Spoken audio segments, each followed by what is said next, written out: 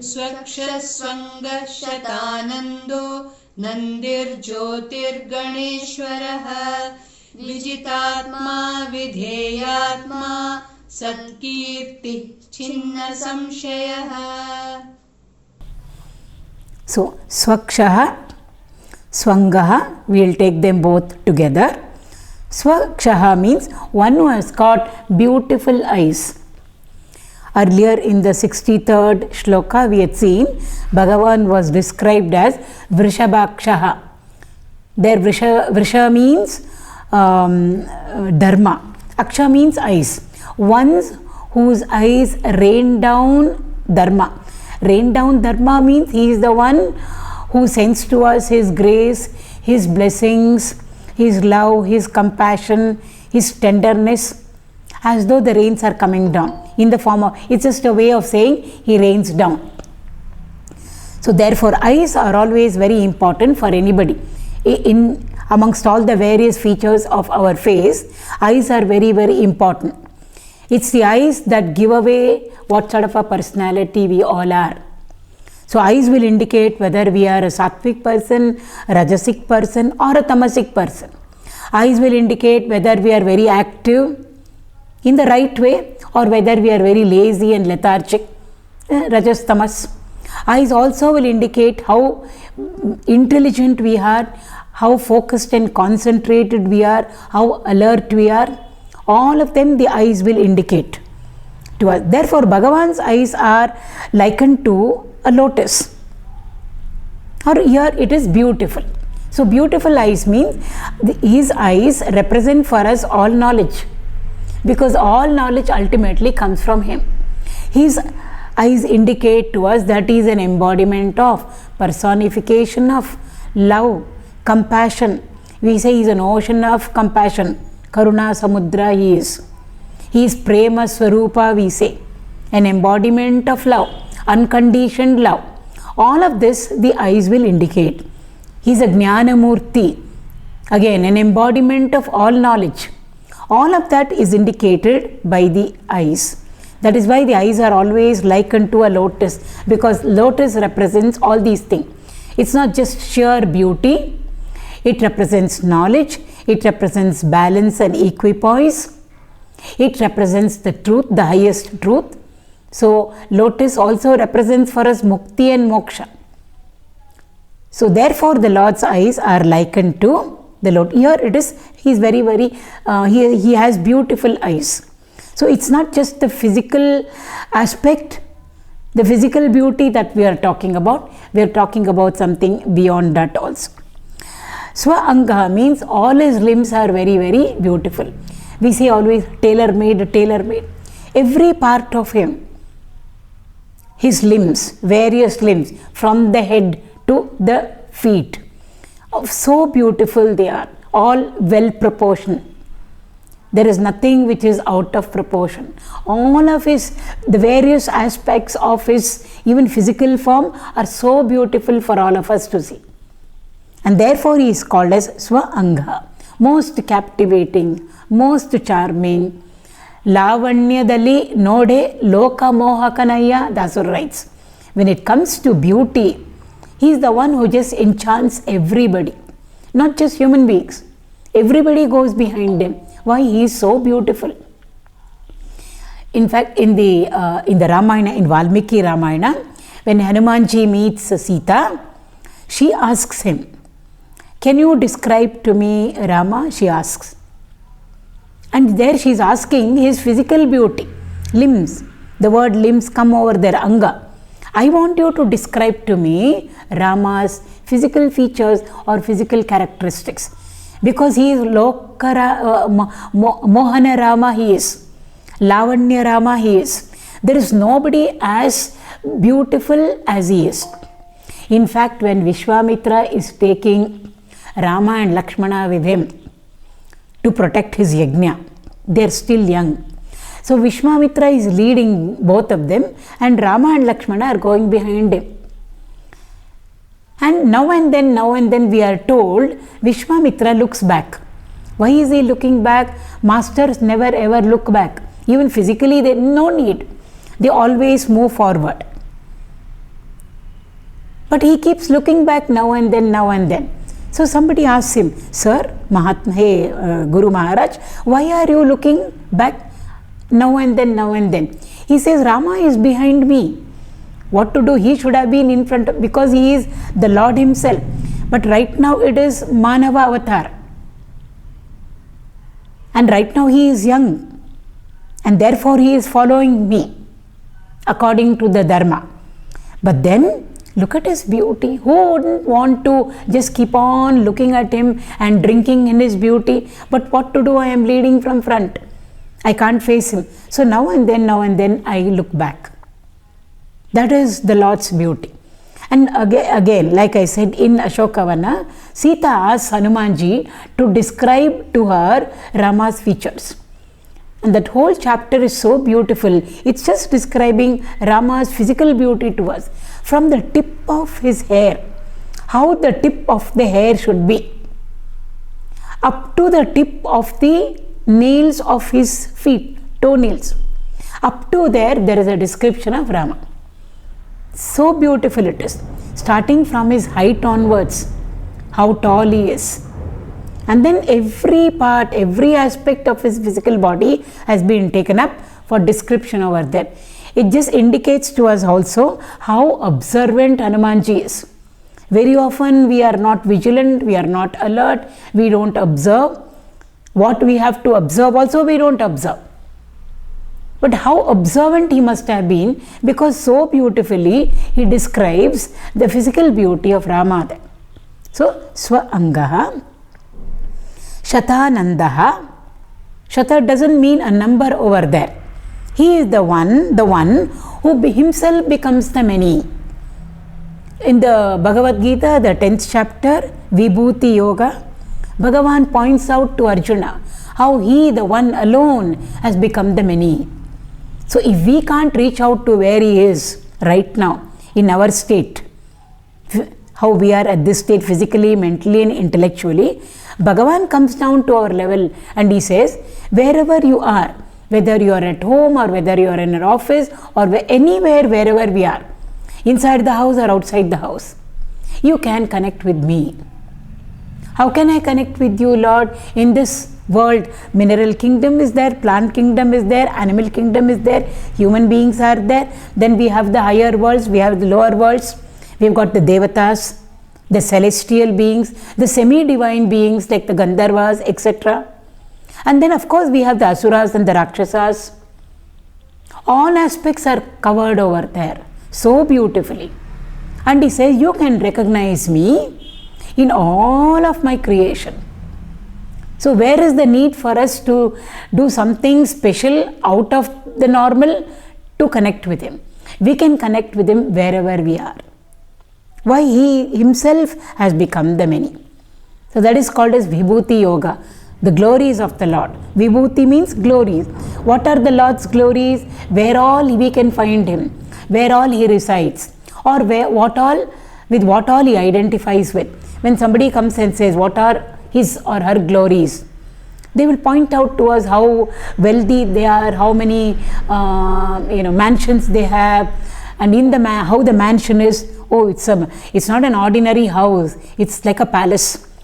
Why do you call it a palace? Then we start describing every room over there and what all is there over there. So this many houses they have, these many vehicles they have, this property they have, that property they have.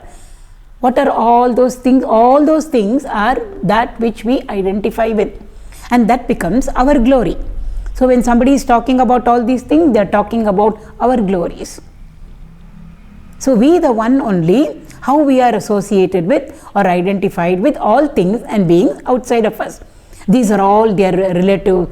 She has got this many friends, and these relatives are so good. Her relative, see, they're all glories of ours. And like I said, the houses we own, the bank balance we have, the movable and the immovable property that we have, the vehicles that we have, the people around us, all are our assets, our glories. So we, the one, is being indicated through the many by our friend. And what is she talking about? She is talking about our own glories.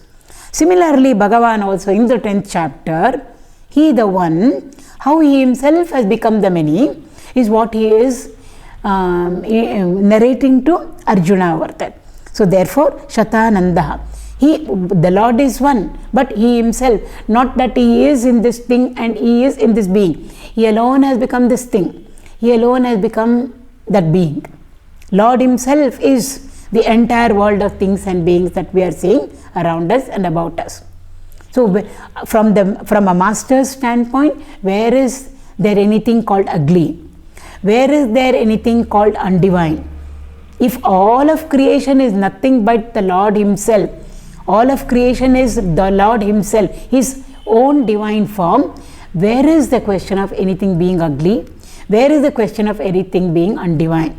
But if from our side we are seeing something undivine, ugly, it's because our vision is not all right. We are seeing it through a distorted equipment. When we see things with a distorted equipment, the outer world which is not distorted will appear distorted. It's not that the world is distorted, but our equipment through which we are viewing the world is distorted. So therefore, śatānandō, nandihi, ānandāh. We've gone through this. The nama of the Lord is different, but so many other names have come which are indicating to us that his nature is of infinite bliss. Lord is Ananda Swarupa. In fact, the name itself, Krishna, represents Satchitana, Sada Ananda it represents. Krish plus Na. So Krishna itself means Sat plus Ananda, means Sadananda, that which exists. If it is of the nature of bliss, there must be Chaitanya. It must be something which has got aliveness. Therefore, we can put the Chit also in between. So therefore, Sat Chit Ananda. He is of the nature of Ananda itself. Starting from the little glimpses of pleasure that we get now and then, very temporary, very external pleasure because of something which belongs to the external world, it comes and goes. Even that is nothing but a glimpse of the Lord's infinite bliss. Because where does that pleasure come from? It doesn't come from the object. Object doesn't have any happiness in it or any pleasure in it. If the object had happiness and pleasure in it, equally it would have given to everybody happiness, because that's its nature. So whoever comes in front of it, it should give the same amount of happiness to everybody. Why? It's an integral part. Happiness is an integral part of that object. But it's not so. If one person likes coffee, somebody else doesn't like coffee. They've got an aversion towards it, which means happiness is not in the cup of coffee. If happiness was an integral part of the coffee, then it should have given happiness to everybody and to the same extent. So therefore, the happiness or the pleasure is not in the objects or the things. It's in our mind. So our state of mind, our raga and dvesha, our likes and dislikes, gets superimposed over objects, and then it gets reflected back to us. Therefore, we feel the happiness is coming from the object, but it is not so. The happiness or the pleasure, even if it's a glimpse, it's actually coming from our own selves. It goes up to the object or to the person, and then it gets reflected back. So all happiness put together, and our again happiness is because of something. So it's all conditioned happiness, conditioned by space and time, cause and effect. It comes and it goes, it increases, it decreases. But Bhagavan, when we say he is Ananda Swarupa, it is always the same, quantity wise, quality wise, changeless, eternal, always there, everlasting. There is no increase in it, there is no decrease in it, and it is unconditioned. It is not because of something, it is in spite of. Everything may be in sixes and sevens. Nothing may be all right for a man of realization, but still that blissful smile on his face, that prasannata over there, is an indication that he has reached the Satchitananda state. But from our standpoint, he's got nothing with him to give him happiness. but he is reveling in it. So therefore Nandihi, he is of the form of infinite bliss. Jyotirgaṇēśvaraḥ. Bhagavan, Jyoti means that which is luminous, that which is bright, that which gives light to us. So Ganas means a group of. Ishvara means the Lord of. So Jyotirgaṇēśvaraḥ means the Lord of all the luminary bodies in the cosmos. In the cosmos there are so many. We can put them into different categories. The celestial bodies. It's not only the sun which emits light. There are so many other stars which emit light. But the sun is more prominent because they are far away. So far away that even if they are emitting light, it doesn't look like daytime, it looks like nighttime to us.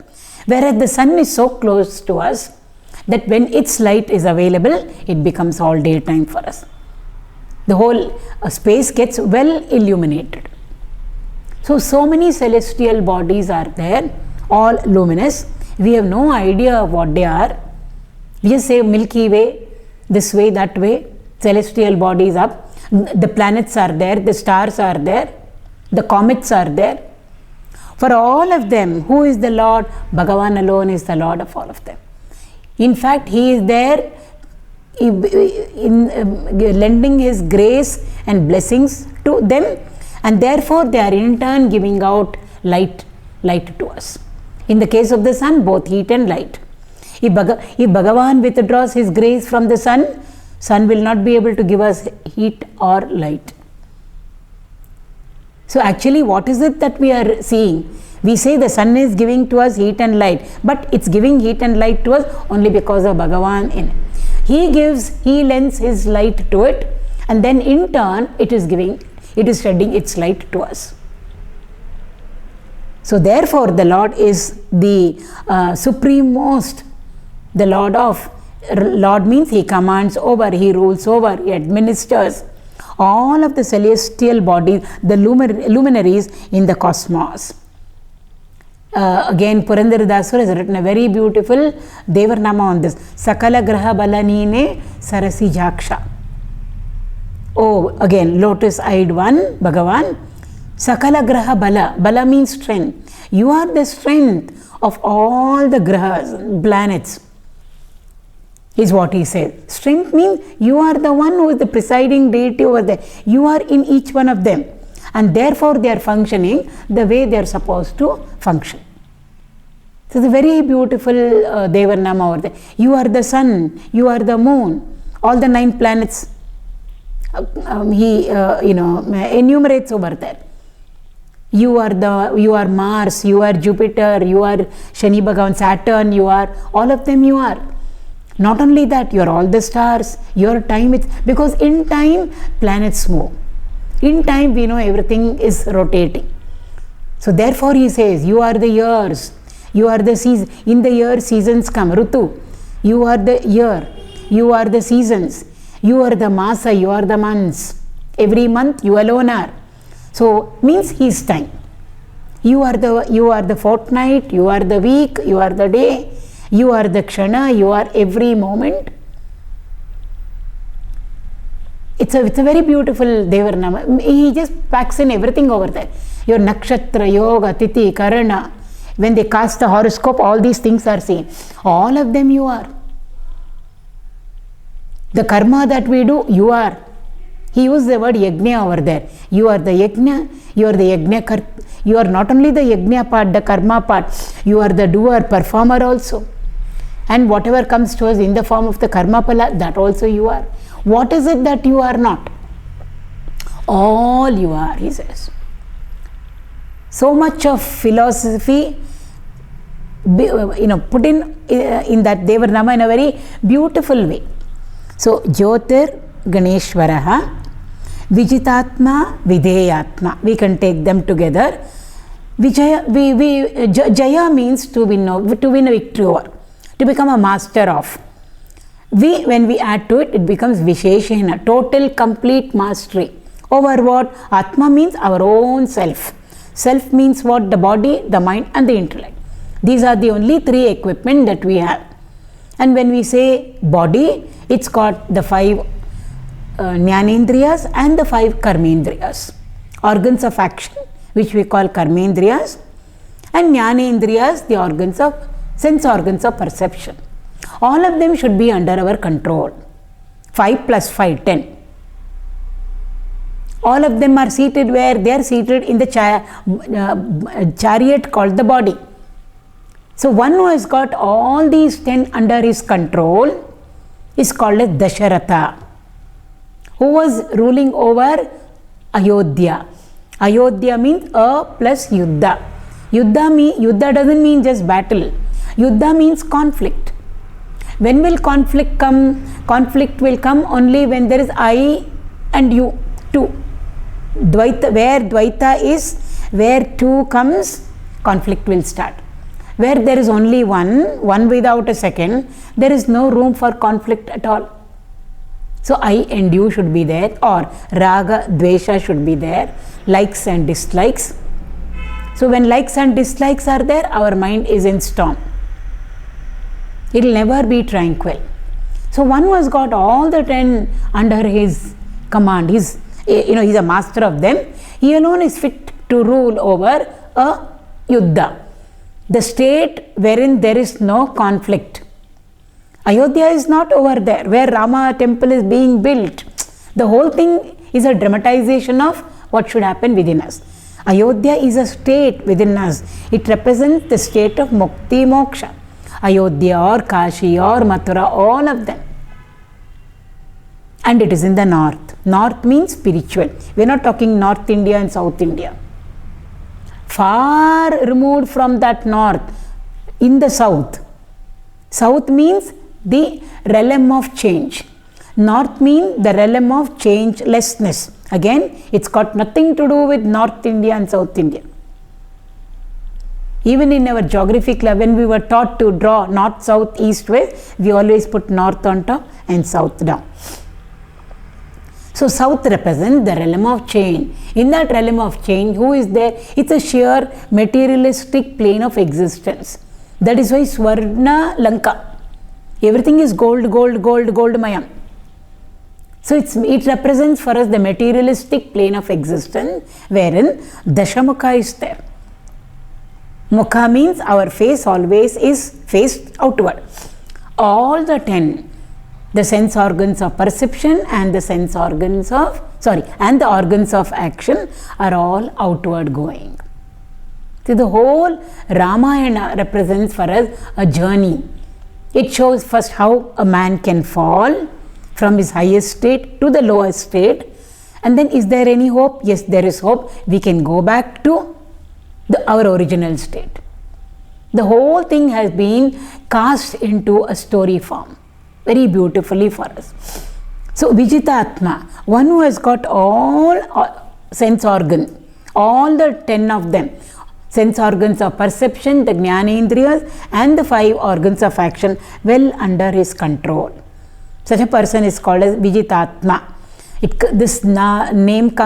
This word is being used in the Bhagavad Gita also. Very often Krishna uses it. Jitendriyaha, vijitātmā. One who has conquered. One is a master of himself. We are all not a master of our equipment. Rather, the equipment is our master.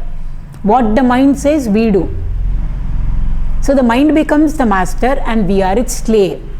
And the mind that we have right now is wild. Like a wild horse it is. In the 6th chapter, Bhagavan says, you should be able to climb on to that wild horse and tame it. And get that wild horse under your control. Only then we can use it. Otherwise, a horse cannot be used when it is wild. So our mind is like a wild horse, or our mind is like a restless monkey. Vanaras over there. A monkey will never sit in one place, quietly for some time. It'll keep on jumping from one branch to another. And also, even if it's sitting on a branch for a few seconds, it won't keep quiet. It's very, very restless. So unsteady and restless our mind is. Therefore, it is also likened to a monkey. Very often, they liken our mind either to a wild horse or to a monkey. Here is a person who is a master of all of them. So, vijitātmā, vidhēyātmā. Vidhēyātmā means one to come under one's own control. Obviously, a vijitātmā is a vidhēyātmā. Vidheya means to surrender to. Surrender not like a slave. One who has completely come under his own control.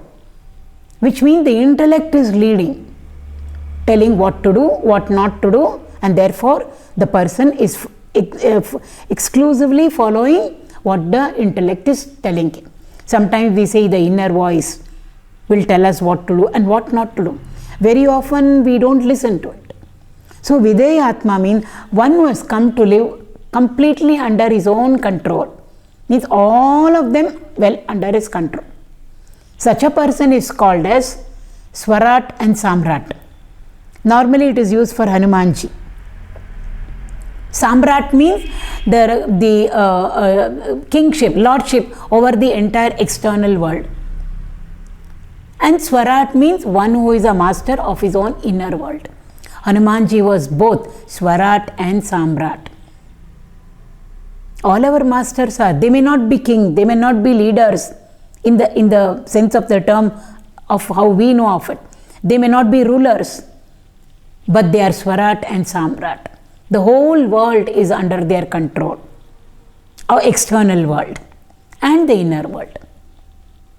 So, vijitātmā, vidhēyātmā. One who is completely a master of himself. One who has got everything of his, what we call as equipment, the body, the mind and the intellect, perfectly under his control. Such a person is called as vidhēyātmā. Satkīrtihi. Kirti means we know, fame, glory. When we say sat, when we add sat to it, it means good. One who has got good fame. Celebrity can be two types. Those who are, whom we know, the celebrities, let us say in any field. It can be in the film world, it can be in the political world, it can be in the business world, it can be in any world. We know some people who are renowned people in a good way. But there are others also whom we know by name because of the wrong that they are following. So that is not satkirti at all. Kirti means fame, glory. He has become very famous. Why? Because he is a terrorist. We know his name. Why? Because he did this, he did this, he did this. And so constantly he is in the news or in the newspaper. So we read about a person again and again and again. For what? Not for good deeds, but for all the wrong deeds. That is not satkirti at all. Satkirti is one whose fame and glory is pure, sattvic. Ravana also was very famous. Rama is also famous. Kamsa's name, how can we forget? Whenever we study Krishna, when we enter into Krishna's story, Kamsa will be there. Jarasandha will be there. Shishupala will be there. They are all such important characters over there. But their kirti is not satkirti. So over here on the other side, Rama's kirti, Sita's kirti, the fame and the glory associated with her, Rukmini, Krishna, all our master, satkirti it is. So therefore one whose fame and glory is very, very pure, very good, clean. The glory should be all completely, devoid of all blemish. It should not be there at all. Who has got this? Again, Hanumanji is supposed to, his satkirti. Again, we are not comparing deities over there, but all our deities, gods and goddesses, normally we point out something from our standpoint. Oh, Krishna should not have done that. Rama should not have done that or should have done that. Shiva, Lord Shiva should have done this or he should not have done that. We can always say he should have done this or he should not have done this. Devi, any of our gods and goddesses, we can always say he should have done this or he should not have done that. So something will be there from our standpoint. From their standpoint, it is always satkirti only. From our standpoint. But Hanumanji is one character wherein if we check up his whole story, his katha, we can never point out anything to him and say Hanumanji, you should not have done this. Or you should have done it, but why did you not do it? We can't find out anyone, instance or incident like that in the life of Hanumanji. Unique character is absolutely clear of all that. Satkirti, all capital letter, double underline. Why 33 crore devatas are in him? All their powers and capacities and capabilities are in him. He is Shiva Shankara Amsha, but he is along with Vishnu Amsha. He is always with Rama. So it's a very beautiful, there's a fullness about his personality. Satkirti. So the Lord is one, that is why we say Hari Ananta, Hari Katha Ananta. The stories woven around the Lord are also Ananta. Ananta doesn't only mean infinite number wise. It is all pure. The fame and the glory that is associated with the Lord is very, very pure. And when something is very pure, something is very beautiful, we will feel like going into it again and again and again. In that sense also Ananta. We never feel tired or bored. Unlike our novels that we read. Any storybook that we take, novels. Oh, this story I already have read. How many times will we read? It becomes routine, boring. Whereas the Ramayana or the Mahabharata or the Bhagavad or any of the Puranas, every time we read the same story, somehow it looks very new to us, very fresh to us, very inspiring and motivating to us. How many times we must have read it, but still, we always say no, but still. So there is a newness, Nava we say. Nava means new. So something maybe I missed out last time, now it's clear. 25th time we go into it, there is something else it teaches us. 100th time if we go into it, there is something more for us. That is the meaning of Satkirti. Unending fame and glory. Not again, not number wise.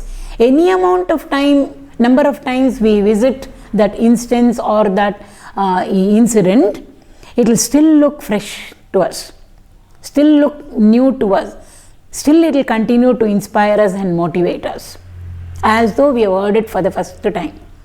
That is the uniqueness of the fame and the glory of our gods and goddesses and our great masters also. SatkīrtichChinnasaṃśayaḥ. Samshaya means doubt. Chinna means to cut, means to be clear of. So Chinnasaṃśayaḥ means one who doesn't have doubts at all.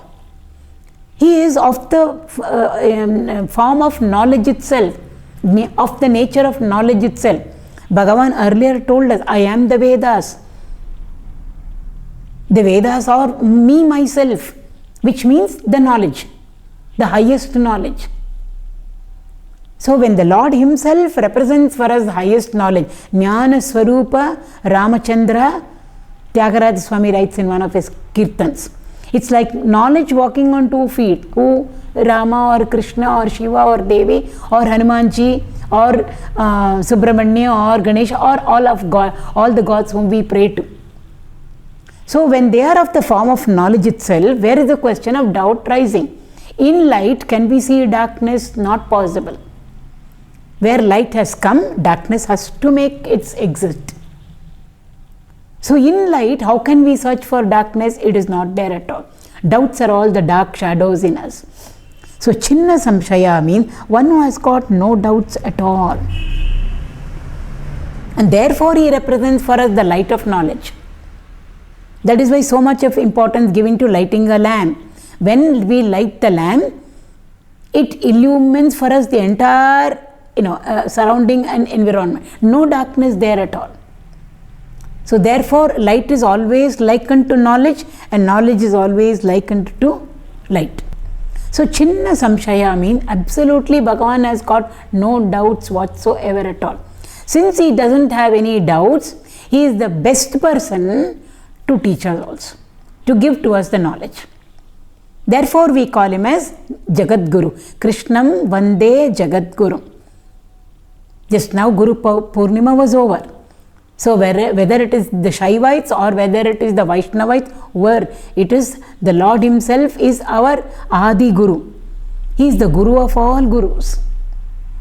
He can't be there in all places. He can't be there at all times, because we are variety.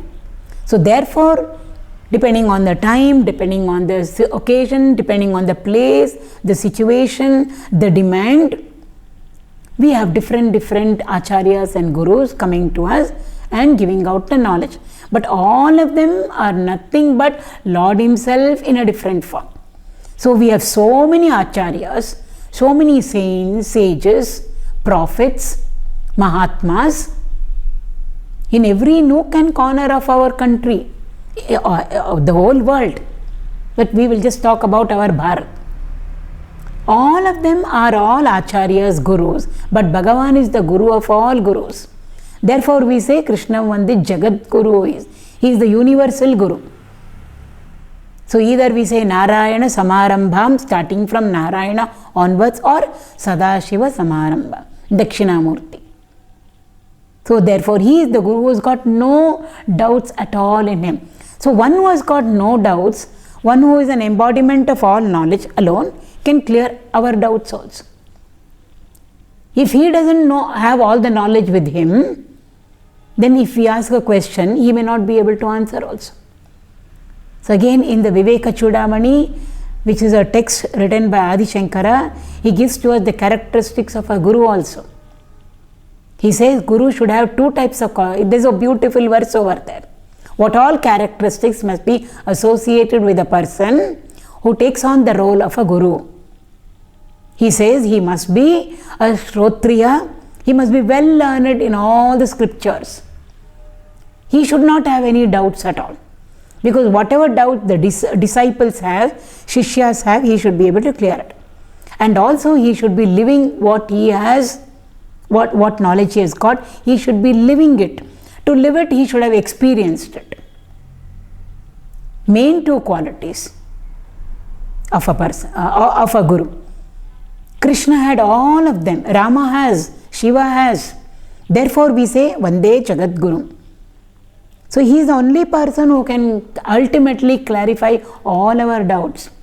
That is why in the Bhagavad Gita also very beautifully Arjuna asks, now and then, as Krishna is expounding the Gita, the highest philosophy, Arjuna checks him.